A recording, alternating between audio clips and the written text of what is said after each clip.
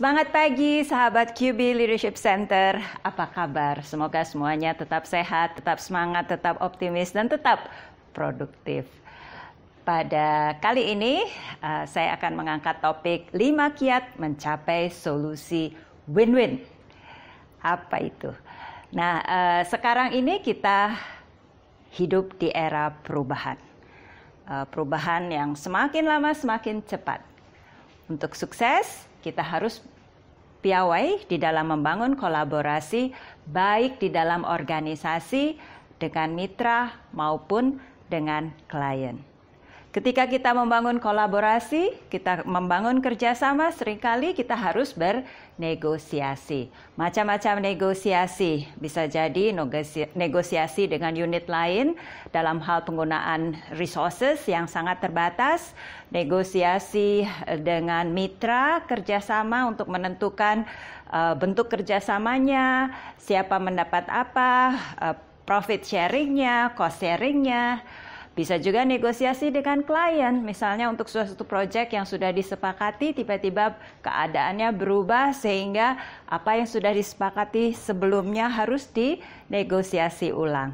Jadi ada banyak sekali jenis negosiasi. Nah, negosiasi seringkali ada yang win-lose ya, salah satu pihak mendapatkan apa yang diinginkannya, sedangkan pihak yang lain terpaksa harus menyepakati keputusan tersebut. Keputusan yang win-lose ini akibatnya tidak baik karena satu pihak gembira, pihak yang lain tidak gembira, sehingga bisa mempengaruhi hubungan selanjutnya. Karenanya penting sekali kita mengupayakan suatu kesepakatan yang win-win ya.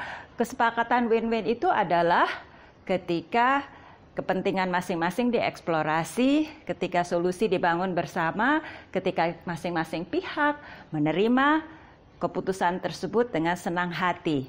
Sebagai akibatnya hubungan selanjutnya bisa lebih baik lagi. Nah, berikut ini adalah kiat-kiat untuk mencapai kesepakatan yang win-win. Ya, yang pertama mulai dengan pola pikir win-win atau win-win mindset. Apa itu? Ada 3 komponen dalam pola pikir win-win. Ya, yang pertama adalah maturity. Ya, seorang yang mature, seorang yang dewasa itu bukan yang umurnya 17 tahun ke atas ya. Tetapi seorang yang dewasa adalah seorang yang mempunyai keseimbangan antara keberanian, keinginan untuk berhasil dengan mempertimbangkan kepentingan orang lain. Ya, jadi ada yang umurnya masih muda tetapi karena dia mempertimbangkan kepentingan orang lain, maka dia lebih dewasa ya. Jadi dewasa itu adalah ketika kita mempunyai keseimbangan 2 hal tersebut. Kemudian faktor yang kedua adalah integrity. Integrity dalam hal ini adalah menghormati ucapan-ucapan dan janji yang telah diucapkan, dan selain itu menerapkan standar yang sama bagi dirinya maupun bagi pihak lain. Jadi kalau dia ingin kepentingannya terakomodasi, maka dia pun harus mengakomodasi kepentingan pihak lain. Faktor yang ketiga adalah an abundance mentality. Sebuah mentality yang melihat bahwa sebetulnya ada banyak kemungkinan ya, sehingga dia tidak berhenti berusaha untuk mencapai kemungkinan yang terbaik. Ya, jadi itu adalah kiat nomor 1, mulai dengan win-win mindset. Kiat yang kedua adalah tanyakan apa hal-hal yang penting yang ingin dicapai oleh pihak lain. Seringkali kita di dalam menegosiasi tidak menanyakan hal tersebut, melainkan mereka-reka, mengasumsikan.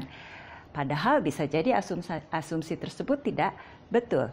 Oleh karenanya, tanyakan apa hal-hal yang penting yang ingin dicapai, eksplorasi lebih lanjut ya, untuk mengetahui apa pertimbangannya.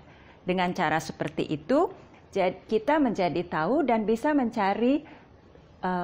mencoba mencari hubungan antara hal-hal yang ingin dicapai oleh mitra negosiasi dan hal-hal yang Anda ingin capai. Ya. Nah, kiat nomor 3, sampaikan hal-hal penting yang ingin Anda capai. Jadi, setelah kita menanyakan, mendengarkan, mengeksplorasi kepentingan pihak lain, kita pun menjelaskan apa yang penting buat kita. Biasanya kalau kita memperhatikan kepentingan orang lain, maka orang lain pun akan memperhatikan kepentingan kita.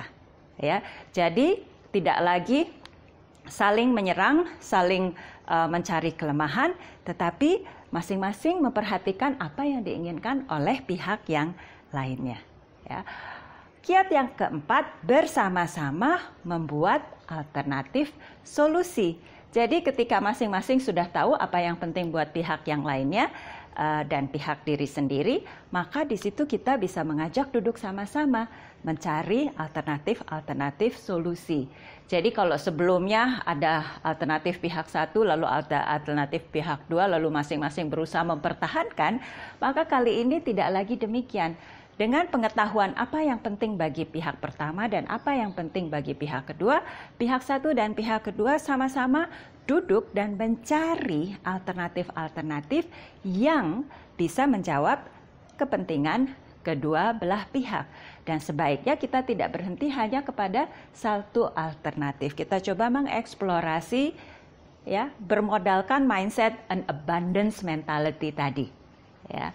Nah, langkah yang kelima, setelah kita keluar dengan berbagai alternatif, maka bersama-sama pilih alternatif terbaik yang bisa diterima oleh kedua belah pihak. Jadi dari banyak alternatif tadi dikerucutkan, lalu dari alternatif yang paling mendekati dicoba disempurnakan. Sehingga kedua belah pihak merasa bahwa kepentingannya terpenuhi dan kedua belah pihak bisa menyepakati dan kedua belah pihak merasa bahwa mereka happy dengan solusi yang diusulkan di dalam negosiasi tersebut. Kalau ini berhasil, maka hubungan selanjutnya akan menjadi baik. Tidak ada lagi yang merasa kecewa, tidak ada lagi yang merasa saya tidak punya pilihan lain dan terpaksa mengalah. Ya. Sebagai ilustrasi penerapan ini, salah satu klien yang sedang menerapkan e-commerce solution tiba-tiba menulis surat bahwa dia ingin e-commerce-nya itu ditunda sampai tahun depan. Nah, tim yang menangani e-commerce ini merasa khawatir juga karena proyeknya sudah jalan 50%, resources sudah dimobilisasi dari berbagai pihak. Tetapi bermodalkan win-win mindset, maka tim ini menghubungi klien, mencoba menanyakan kepada klien apa yang menjadi pertimbangan sehingga klien ini ingin menunda proyek e-commerce yang sudah 50% selesai ini untuk tahun depan. Ternyata setelah digali, klien itu menyampaikan bahwa mereka mempunyai kesulitan cash flow.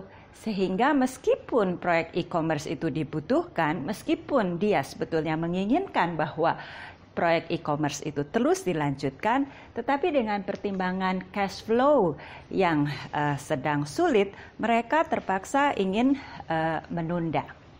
Nah, berdasarkan pengetahuan itu, lalu tim yang menangani e-commerce ini menjelaskan bahwa sebetulnya untuk menjalankan proyek ini, sumber daya yang dimobilisasi itu datang dari berbagai tempat dan sekarang ini sudah berjalan 50%. Kalau ditunda ke tahun depan, bisa jadi timnya bisa berbeda, bukan tim yang sama dan bisa jadi ada banyak hal yang harus dimulai lagi sehingga proyeknya bisa lebih lama dan proyeknya bisa tidak sebaik yang diinginkan. Nah, kemudian kedua tim berusaha untuk mencari jalan keluar yang memenuhi kepentingan kedua belah pihak. Dan setelah membicarakan hal tersebut diputuskan bahwa proyeknya tetap dijalankan, hanya saja pembayarannya ditunda sampai tahun depan. Ya. Dan kedua belah pihak merasa bahwa itu sesuatu yang memenuhi kepentingan masing-masing pihak. Kedua belah pihak sepakat, kedua belah pihak merasa bahwa hal ini adalah keputusan yang terbaik. proyek e-commerce dilanjutkan, resources yang sudah dimobilisasi bisa terus bekerja, dan hanya pembayarannya saja yang ditunda. Dengan kesepakatan yang dipikirkan bersama, dengan kesepakatan yang win-win ini, hubungan kedua belah pihak menjadi lebih baik. Jadi itu adalah sebuah ilustrasi di mana ketika dibahas, ketika keduanya mempunyai win-win mindset, bisa dicari jalan keluar yang memenuhi kepentingan kedua belah pihak. Jadi, 5 kiat mencapai solusi win-win. 1. Mulai dengan pola pikir win-win. 2. Tanyakan apa hal yang penting yang ingin dicapai oleh pihak yang lain. Yang ketiga, sampaikan hal-hal yang penting yang ingin Anda capai. Ya. Kemudian yang keempat, bersama-sama buat beberapa alternatif solusi. Yang kelima, bersama-sama pilih alternatif yang terbaik yang memenuhi kepentingan kedua belah pihak. Selamat mencoba negosiasi win-win. Sukses untuk Anda semua.